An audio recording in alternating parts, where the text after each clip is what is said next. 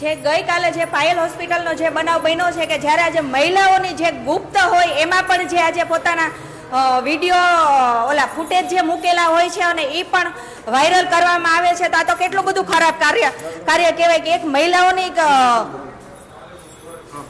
જે મહિલાઓ આરે જે હમણાં અન્યાય થાય છે એ બરાબર બેનો દીકરીઓ માથે બળાત્કાર થઈ છે બરાબર, પણ હવે તો એવું બનવા માંડ્યું કે જે બહેનોની જે ડિલિવરીની એવી જે હોસ્પિટલો હોય એ હોસ્પિટલોમાં પણ અત્યારે આવી રીતનું બનવા માંડ્યું છે કે જ્યારે અંદર ફૂટેજ રાખવાની જરૂર શું પડે છે, અંદર જે ગુપ્ત જે ખાનગી જે તપાસ થતી હોય ત્યાં કેમેરાઓ રાખવાની કોઈ જરૂર નથી હોતી અને જરૂર પડે છે ને આવી રીતે પોતે કરી અને આવા વાયરલ કરે છે અને કોઈ 2000, 3000, 5000 ફૂટેજ વેચાય તો આ તો કઈ હદ સુધીનું આ કહેવાય. આની માટે તાત્કાલિક સરકારે પણ પગલાં લેવા જોઈએ, તાત્કાલિક એના ઉપર ગુનો દાખલ કરવો જોઈએ અને એ ગુનો દાખલ નહીં કરે તો અમે બધા કોંગ્રેસના બહેનો થઈ અને ગુનો દાખલ અમે કરશું. દીપ્તિબેન સોલંકી, રાજકોટ શહેર મહિલા કોંગ્રેસ પ્રમુખ.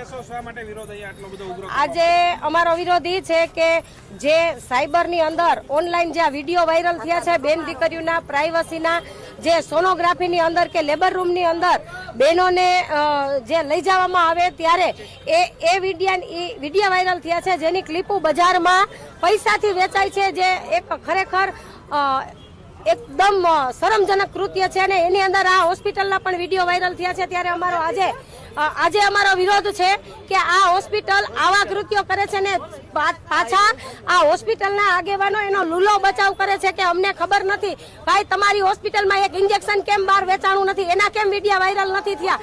અત્યારે અમે હોસ્પિટલના મેડમ સાથે વાત કરી તો એમનું કહેવાનું એવું છે કે એ લોકો એવું કે છે કે અમારા જે ઇન્જેક્શનો હોય મોંઘી ચીજ વસ્તુ હોય એની ચોરી ન થાય એટલા માટે અમે સીસીટીવી કેમેરા મૂક્યા છે.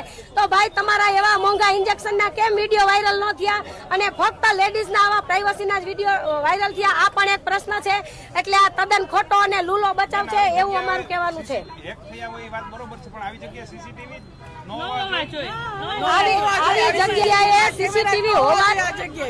આવી જગ્યાએ સીસીટીવી કેમેરાની શું જરૂર છે ભાઈ? આવી જગ્યાએ ખરેખર હોવા જ ન જોઈએ. આ તદ્દન ખોટું છે, પણ આ હોસ્પિટલનું જ અધમ કૃત્ય હોય એવું કહેવાય રહ્યું છે. ગુજરાતની અસ્મિતાને લાંછન લાગે એવું આ કૃત્ય કર્યું છે.